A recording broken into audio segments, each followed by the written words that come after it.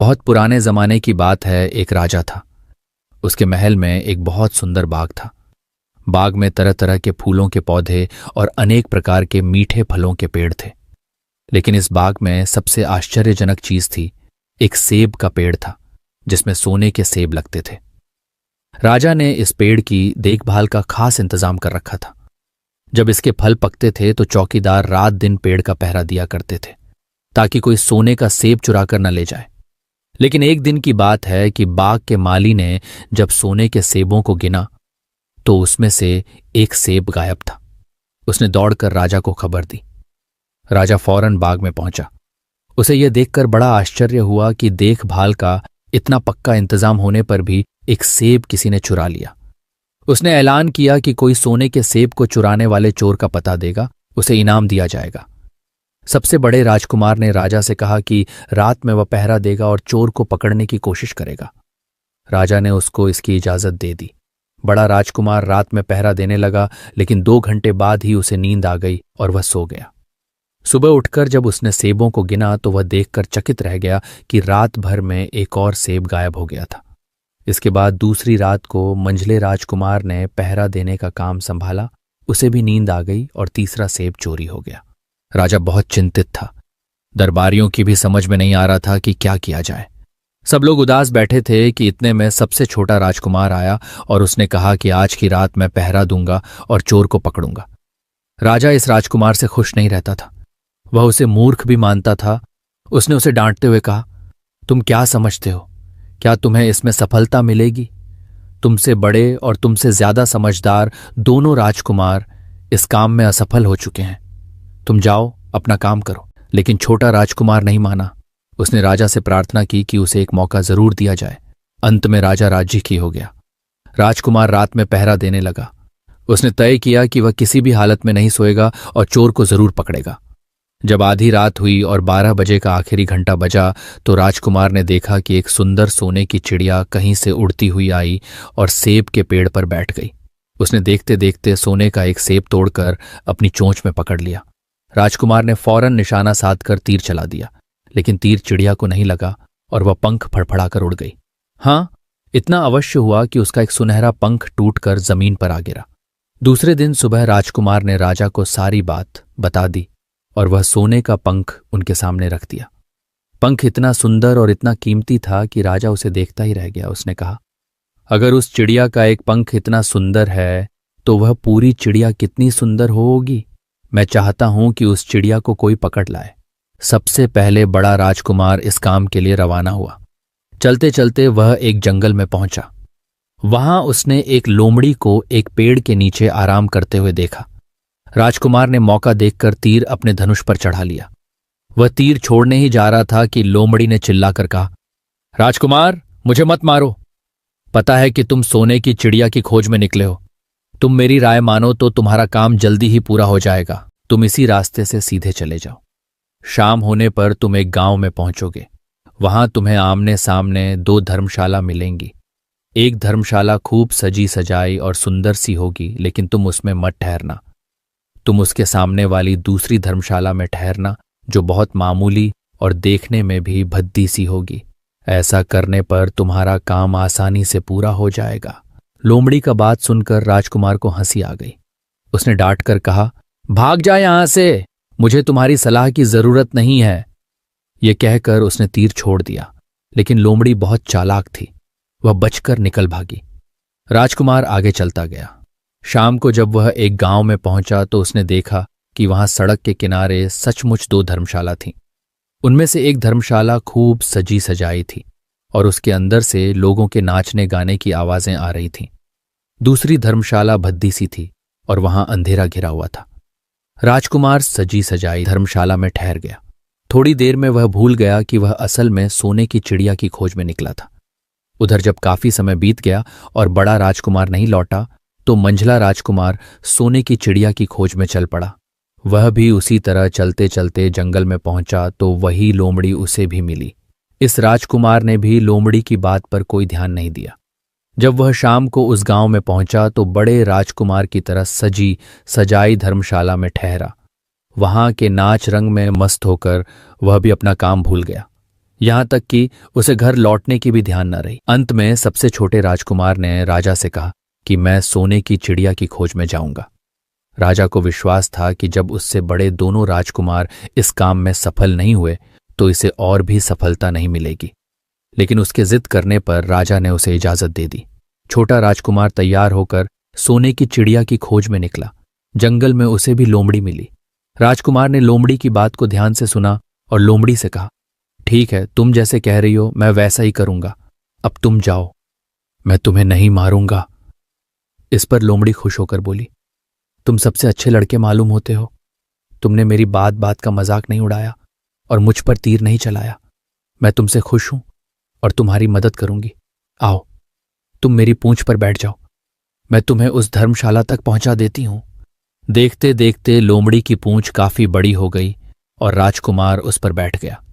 उसके बैठते ही लोमड़ी हवा में उड़ने लगी और थोड़ी ही देर में मैदानों और पहाड़ों को पार करके उसी गांव में जा पहुंची। राजकुमार ने उसकी सलाह को मानकर छोटी और पुरानी धर्मशाला में ही डेरा डाल दिया। वह दूसरी सजी सजाई धर्मशाला से दूर ही रहा। दूसरे दिन सुबह उठकर जब वह आगे बढ़ा तो कुछ दूर चलने पर उसे वह लोमड़ी फिर से रास्ते में मिल गई। लोमड़ी ने उससे कहा, अब मैं तुम्हें बताती हूं कि आगे तुम्हें क्या करना चाहिए। तुम सीधे चलो। आगे चलने पर तुम्हें एक बहुत बड़ा किला मिलेगा जिस पर सिपाही लोग पहरा दे रहे होंगे। तुम सिपाहियों से डरना मत और सीधे अंदर चले जाना, क्योंकि वे इस समय सो रहे होंगे। तुम बेधड़क होकर किले में घुसते चले जाना और उनके कमरों को पार करते हुए उस जगह पहुंच जाना जहां लकड़ी के एक मामूली से पिंजरे में सोने की चिड़िया बंद है। तुम चिड़िया को पिंजरे सहित उठाकर किले से बाहर ले आना। चिड़िया के पिंजरे के पास ही एक बहुत सुंदर सा सोने का पिंजरा भी रखा होगा।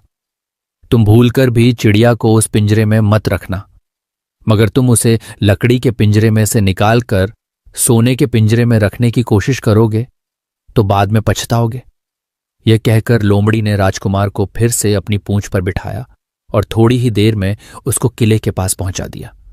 राजकुमार ने किले का पास जाकर देखा कि सचमुच उसके पहरेदार सो रहे थे। वह बिना डरे सीधा महल में घुस गया और थोड़ी ही देर बाद वह उस कमरे में जा पहुंचा जहां सोने की चिड़िया एक पिंजरे में बैठी हुई थी। पिंजरे के पास ही सोने के 3 सेब पड़े हुए थे।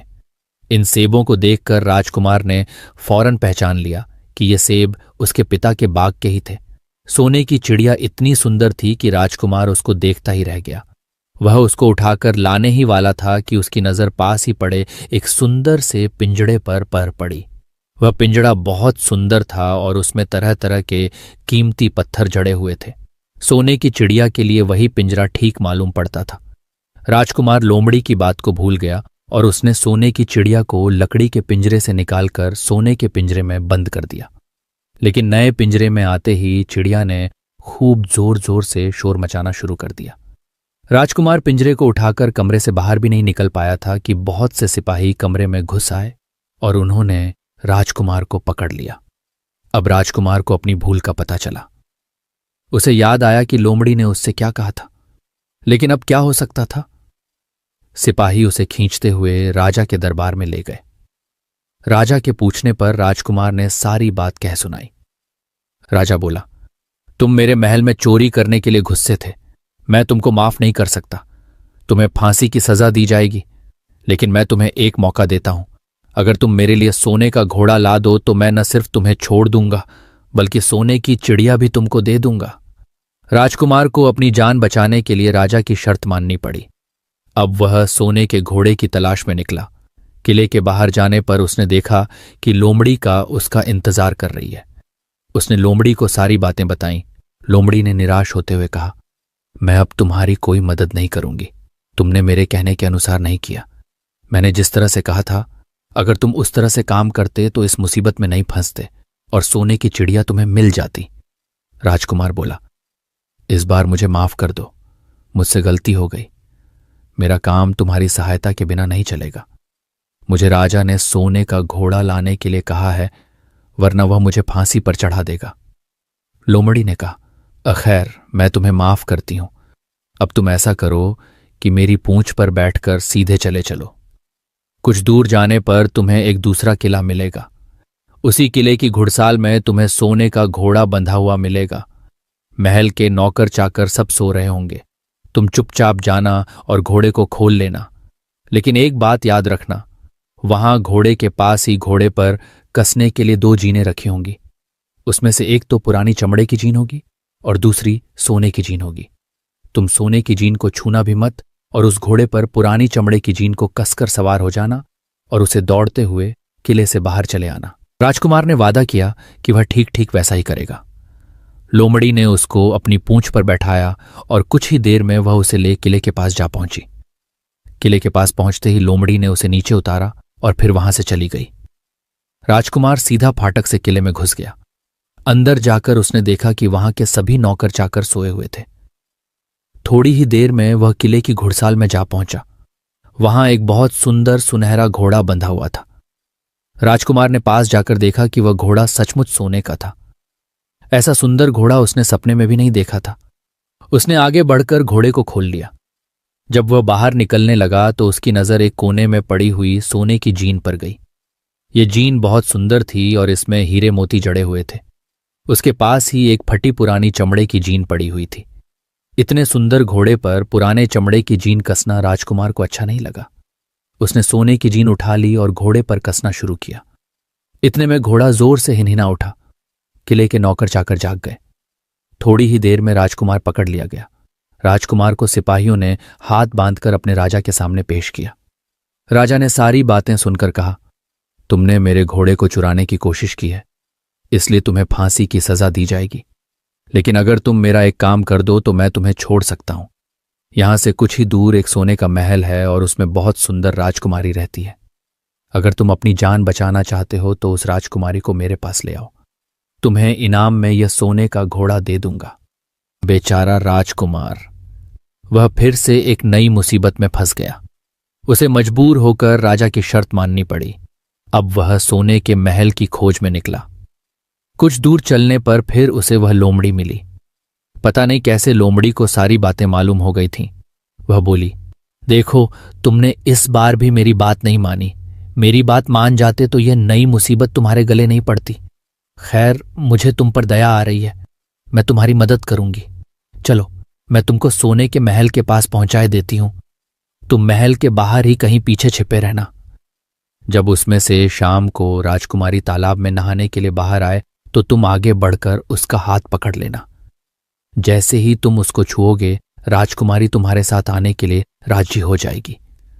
लेकिन एक बात याद रखना, तुम उसको वहां से अपने साथ ले आना। उसे वापस महल में मत जाने देना। वह तुमसे कहेगी कि मैं अभी अपने माता पिता से मिलकर आती हूं, लेकिन तुम उसकी बातों में मत आना, वरना फिर मुसीबत में फंस जाओगे। यह कहकर लोमड़ी ने फिर से अपनी पूंछ फैला दी और राजकुमार उस पर बैठ गया। देखते देखते लोमड़ी हवा में उड़ती हुई कुछ देर बाद सोने के महल के पास जा पहुंची। महल के पास पहुंचते ही राजकुमार एक पेड़ के नीचे छिपकर बैठ गया। शाम को जब राजकुमारी नहाने के लिए किले से बाहर आई तो राजकुमार ने हिम्मत करके आगे बढ़कर उसका हाथ पकड़ लिया। उसके छूते ही राजकुमारी उसके साथ चलने के लिए तैयार हो गई। वह बोली, राजकुमार, तुम मुझे जहां भी ले जाना चाहोगे मैं तुम्हारे साथ चलूंगी, लेकिन मुझे थोड़ी देर के लिए अपने माता पिता से मिल आने दो। राजकुमार ने कहा, नहीं, यह नहीं होगा, तुम्हें तुरंत मेरे साथ चलना पड़ेगा। लेकिन राजकुमारी रोने लगी। इतनी सुंदर राजकुमारी को रोते देखकर राजकुमार का मन पिघल गया। अंत में वह राजी हो गया और बोला, जाओ, थोड़ी देर के लिए माता पिता से मिल आओ, लेकिन फिर तुरंत बाहर चली आना। लेकिन राजकुमारी ने जैसे ही किले में पैर रखा, किले के पहरेदार जाग गए और उन्होंने राजकुमार को पकड़ लिया। राजकुमार बहुत पछताया, लेकिन अब क्या हो सकता था। सिपाहियों ने उसे अपने राजा के सामने पेश किया। राजा बहुत निराश था। उसने उसी वक्त हुक्म दिया, इस राजकुमार को फौरन फांसी पर चढ़ा दिया जाए। यह सुनकर राजकुमार रोने गिड़गिड़ाने लगा। इस पर राजा ने थोड़ी देर विचार करने के बाद कहा, मैं अपनी आज्ञा वापस नहीं ले सकता, लेकिन अगर तुम मेरा एक काम कर दो तो तुम्हारी जान बच सकती है। हमारे किले के ठीक सामने ये जो बड़ा पहाड़ है, इसके कारण हमारे किले की सुंदरता नष्ट होती है। अगर तुम 8 दिन में इस पहाड़ को खोदकर साफ कर दो तो हम तुम्हें क्षमा कर देंगे और राजकुमारी का विवाह तुम्हारे साथ कर देंगे। राजकुमार किले के बाहर आकर पहाड़ को देखने लगा। उसके हाथ में एक छोटी सी कुदाली थी। उसकी समझ में नहीं आ रहा था कि इतना बड़ा पहाड़ 8 दिन में वह कैसे खोद सकेगा। फिर भी उसे अपनी जान तो बचानी ही थी, इसलिए वह पहाड़ खोदने लगा। धीरे धीरे 7 दिन बीत गए। इतने दिन तक लगातार खोदने पर भी पहाड़ का सिर्फ एक कोना ही खोद सका। वह दुखी होकर बैठ गया। उसे अब अपने पर बहुत अधिक क्रोध आ रहा था। वह मन में कहने लगा कि अगर मैंने लोमड़ी की बात मान ली होती तो कितना अच्छा होता। लोमड़ी ने मुझको हर बार ठीक सलाह दी और मैं हर बार उसका कहना न मानकर नई से नई मुसीबत में फंस जाता हूं। राजकुमार इस तरह सिर झुकाए बैठा था कि अचानक उसे अपने पैरों के पास लोमड़ी की पूंछ हिलती दिखाई दी। उसने नजर उठाकर देखा, सचमुच वही लोमड़ी खड़ी थी। लोमड़ी ने मुस्कुराते हुए कहा, क्यों, क्या हाल है? इस बार तो तुम्हारी मदद करने की मेरी जरा भी इच्छा नहीं थी, लेकिन मैं 7 दिन से तुमको पहाड़ खोदते हुए देख रही हूं। मुझे दया आ गई और मैं तुम्हारी मदद के लिए चली आई। जाओ, तुम बहुत थक गए हो, सो जाओ। मैं थोड़ी ही देर में तुम्हारा काम पूरा कर दूंगी। इस बार राजकुमार ने तय कर लिया था कि अब वह लोमड़ी जिस तरह कहेगी वह उसी तरह करेगा। वह चुपचाप उठकर एक तरफ सोने चला गया। थोड़ी ही देर में उसे नींद आ गई। सुबह जब वह सोकर उठा तो उसे अपनी आंखों पर विश्वास नहीं हो रहा था। वहां कहीं भी पहाड़ का नाम नहीं था और महल का सुंदर दृश्य दिखाई दे रहा था। राजकुमार सीधा राजा के पास पहुंचा। राजा उसके काम पर बहुत खुश था। उसने तुरंत अपने वादे के अनुसार राजकुमारी के साथ उसका विवाह कर दिया। जब राजकुमार उस सुंदर राजकुमारी के साथ कुछ दूर चला तो उसे रास्ते में फिर वही लोमड़ी मिली। लोमड़ी बोली, बधाई हो राजकुमार।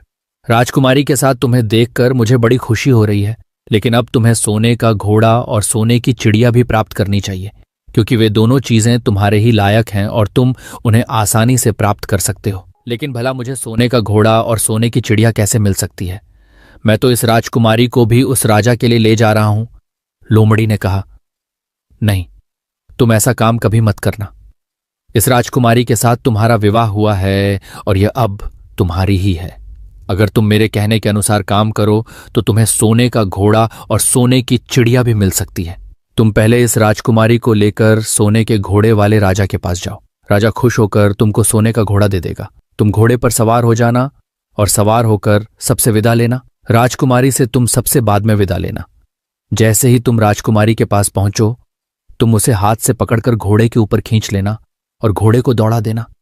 सोने का घोड़ा इतना तेज दौड़ता है कि दुनिया का तेज से तेज घोड़ा भी उसकी बराबरी नहीं कर सकता।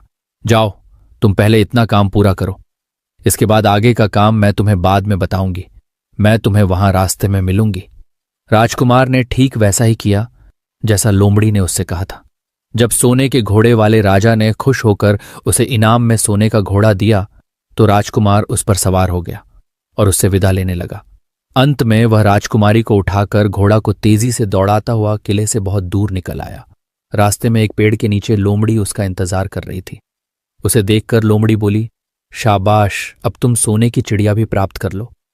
जब तुम सोने की चिड़िया वाले राजा के पास पहुंचोगे तो वह इस घोड़े को देखकर बहुत खुश होगा। तुम उससे कहना कि पहले सोने की चिड़िया का पिंजरा मेरे हाथ में दे दो, तब मैं यह घोड़ा तुमको दूंगा। जब वह पिंजरा तुम्हारे पास लाए तो तुम पिंजरा उसके हाथ से छीन लेना और घोड़े को दौड़ा देना। बस ऐसे चिड़िया तुमको मिल जाएगी और कोई तुम्हें पकड़ भी नहीं सकेगा। इस बार भी राजकुमार ने ठीक वैसा ही किया। वह राजकुमारी के साथ ही घोड़े पर बैठा रहा और जब राजा ने उसके हाथ में सोने की चिड़िया का पिंजरा दिया तो उसने देखते देखते लात मार दी और सोने का घोड़ा हवा से बातें करने लगा। कुछ दूर चलने पर लोमड़ी उसे मिली।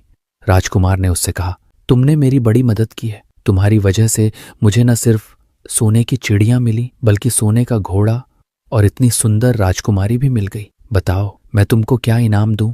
मैं तुमको कुछ न कुछ जरूर देना चाहता हूं। लोमड़ी ने कहा, अगर तुम खुश हो तो मेरा एक काम कर दो। तुम एक तीर चलाकर मुझे मार दो। इस समय तुम यही सबसे बड़ा काम मेरे लिए कर सकते हो। राजकुमार ने कहा, भला ये कैसे हो सकता है? तुमने मेरी इतनी मदद की और मैं बदले में तुम्हें मार दूं? मुझसे ये नहीं होगा। यह सुनकर लोमड़ी बड़ी दुखी हुई और बोली, अगर तुम मेरा यह काम नहीं कर सकते तो फिर ठीक है, जाओ। लेकिन मैं तुम्हारी भलाई के लिए ही कह रही हूं कि तुम 2 बातें जरूर याद रखना। एक तो तुम किसी कुएं की दीवार पर मत बैठना और दूसरे तुम ऐसे लोगों के लिए धन मत खर्च करना जिन्हें फांसी मिलने वाली हो। राजकुमार बोला, भाई तुम भी अजीब हो। तुम्हारी बातें मेरी समझ में ही नहीं आती। भला मैं कभी कुएं की दीवार पर क्यों बैठूंगा और ऐसे आदमियों पर धन क्यों खर्च करूंगा जिनको फांसी दी जाने वाली हो। लेकिन लोमड़ी ने उसकी बात का कोई जवाब नहीं दिया और अलविदा कहकर वहां से चली गई। राजकुमार सोने का घोड़ा दौड़ता हुआ आगे बढ़ा। राजकुमारी उसके साथ ही बैठी हुई थी और सोने की चिड़िया का पिंजरा उसके हाथ में था। कुछ ही देर में राजकुमार उस छोटे गांव में जा पहुंचा जिसमें वे दोनों धर्मशाला थीं। गांव के लोग और खासतौर से बच्चे उसको देखने के लिए बाहर निकल आए। सोने के घोड़े पर इतने सुंदर राजकुमार के साथ बैठी एक राजकुमारी को देखकर सभी लोग चकित थे। इतने में राजकुमार ने देखा कि गांव के बगीचे में एक जगह बेहद से लोग जमा हैं और कुछ शोर हो रहा है। राजकुमार के पूछने पर लोगों ने बताया कि वहां 2 आदमियों को फांसी देने की तैयारी हो रही है। राजकुमार उधर ही चल पड़ा।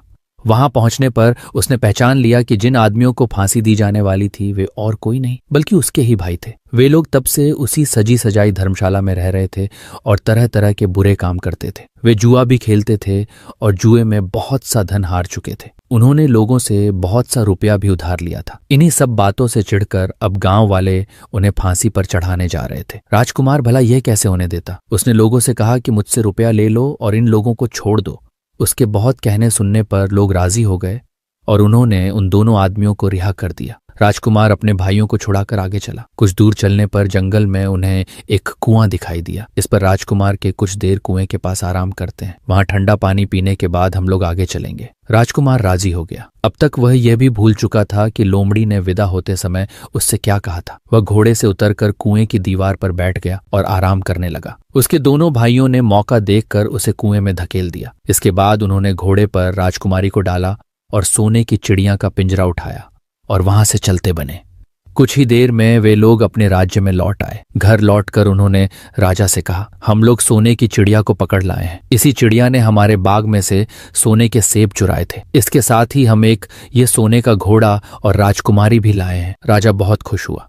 सारे राज्य के लोग खुशियां मनाने लगे, लेकिन राजकुमारी खुश नहीं थी। वह बराबर रोती रहती थी। उसने खाना पीना छोड़ दिया। यही नहीं, घोड़े ने भी दाना पानी बंद कर दिया और सोने की चिड़िया भी उदास रहने लगी। राजा ने बहुत कोशिश की, लेकिन न तो वह राजकुमारी खुश है और न सोने के घोड़ा और सोने की चिड़िया ने दाना खाना शुरू किया। उधर छोटा राजकुमार कुएं में गिर गया था, लेकिन वह मरा नहीं। कुआं बहुत गहरा था, लेकिन उसमें पानी बहुत थोड़ा था। वह कुएं में बैठा बैठा अपने भाग्य को कोसता रहा। अब उसे फिर उसी लोमड़ी की याद आई और वह पछताने लगा कि अगर मैंने उसका कहना मान लिया होता तो मैं मुसीबत में न फंसता। राजकुमार ने जैसे ही लोमड़ी को याद किया, लोमड़ी न मालूम कैसे कुएं के मुंह पर आ पहुंची और बोली, देखो राजकुमार, मैंने पहले ही तुम्हें समझाया था कि किसी कुएं की दीवार पर मत बैठना और ऐसे आदमियों की मदद मत करना जिन्हें फांसी दी जाने वाली हो, लेकिन तुम नहीं माने। खैर चलो, अब आखिरी बार मैं फिर तुम्हारी मदद कर देती हूं। लो, मेरी पूंछ पकड़कर कुएं से बाहर निकल जाओ। यह कहकर लोमड़ी ने अपनी पूंछ कुएं में लटका दी। देखते देखते पूंछ इतनी लंबी हो गई कि कुएं के पेंदे में पड़े राजकुमार के पास तक जा पहुंची। राजकुमार उसे पकड़कर कुएं से बाहर निकल आया। लोमड़ी ने उससे कहा, जाओ, अब तुम अपने घर जाओ, लेकिन जरा होशियार रहना। तुम्हारे भाई तुम्हारी जान के दुश्मन हैं। वे लोग जरूर तुमको ढूंढ रहे होंगे। राजकुमार घर की ओर चल पड़ा। अपने राज में पहुंचने पर उसे एक भिखारी मिला।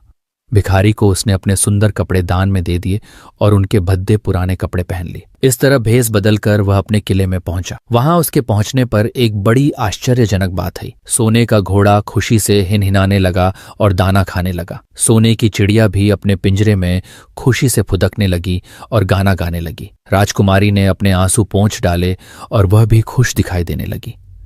लेकिन राजा की समझ में कुछ नहीं आया। उसने राजकुमारी से इसका कारण पूछा तो वह बोली, मैंने तो पहले ही आपको सारी कहानी बता दी थी। आपके बड़े और मंझले राजकुमार ने छोटे राजकुमार के साथ धोखा किया है। इन्होंने आपको भी धोखा दिया है, लेकिन अब आपका छोटा राजकुमार यहां पर आ पहुंचा है, इसीलिए मुझे बेहद खुशी हो रही है। उसी के साथ मेरी शादी हुई है और मैं उसके साथ ही सुखी रह सकती हूं। फिर उसने मैले कुचैले कपड़े पहने एक आदमी की ओर इशारा करते हुए कहा, वह रहा आपका छोटा राजकुमार। राजा ने भी अपने छोटे लड़के को पहचान लिया। अब राजा ने अपने छोटे बेटे के बारे में अपने विचार बदल दिए। अब वह उसको बहुत समझदार और बहादुर मानने लगा और उससे बहुत अधिक प्यार करने लगा। उसने उसको राजगद्दी पर बिठाने का निश्चय किया। बड़े और मंझले राजकुमार ने अपने छोटे भाई को ही धोखा नहीं दिया था, बल्कि राजा को भी धोखा दिया था। इससे राजा उनसे बहुत नाराज था। उसने उन दोनों को अपने राज्य से निकलवा दिया। इसके बाद बड़ी धूमधाम के साथ राजकुमारी के साथ राजकुमार का विवाह हुआ और दोनों खुशी से रहने लगे। लेकिन राजकुमार उस लोमड़ी को नहीं भूला था जिसने उसकी सहायता की थी। एक दिन समय निकालकर वह जंगल में उस लोमड़ी की खोज में निकला। बहुत ढूंढने के बाद एक पेड़ के खोखले भाग में उसने उस लोमड़ी को चुपचाप बैठे हुए देखा। लोमड़ी बहुत उदास थी और पहले से बहुत ज्यादा दुबली भी हो गई थी। राजकुमार को देखते ही लोमड़ी ने उसे पहचान लिया और कहा, आह, कहो राजकुमार, आज इधर कैसे आना हुआ? राजकुमार ने कहा, मैं आज तुम्हें ही ढूंढने के लिए आया हूं। चलो मेरे बाग में आराम से रहना, वहां तुम्हें किसी तरह की तकलीफ नहीं होगी। यहां तो जंगल में तुम्हें खाने पीने की तकलीफ होती होगी और जंगली जानवरों और शिकारियों का डर बना रहता होगा। लोमड़ी ने कहा, नहीं राजकुमार, मैं यहां ठीक हूं, और भला अब तुम्हें मेरे दुहक से क्या लेना देना? तुम्हारा काम निकल गया, अब तुम खुशी से अपने राज में रहो। राजकुमार बोला, नहीं, तुमने मेरा बड़ा उपकार किया है, मैं तुम्हें इनाम देना चाहता हूं और अपने साथ ही रखना चाहता हूं। राजकुमारी भी बहुत खुश होगी, वह भी तुमसे मिलना चाहती है। लोमड़ी बोली, अगर तुम सचमुच मुझे इनाम देना चाहते हो तो मेरा एक काम कर दो। मैंने तुमसे पहले भी कहा था कि तुम तीर चलाकर मुझे मार दो, इसी से मेरा लाभ होगा। असल में एक जादूगर ने मुझ पर जादू कर रखा है। मैं लोमड़ी नहीं हूं, मुझे उसके जादू के प्रभाव से लोमड़ी के रूप में रहना पड़ रहा है। मैं तो उसी देश का राजकुमार हूं जहां की राजकुमारी से तुम्हारा विवाह हुआ है। असल में वह राजकुमारी मेरी छोटी बहन है। अगर तुम तीर चलाकर मुझे मार दोगे तो इस जादू से मुझे मुक्ति मिल जाएगी और मैं फिर अपने देश लौट सकूंगा। राजकुमार को यह सुनकर बड़ा आश्चर्य हुआ। उसने फौरन अपने धनुष पर तीर चढ़ाया और लोमड़ी की ओर छोड़ दिया।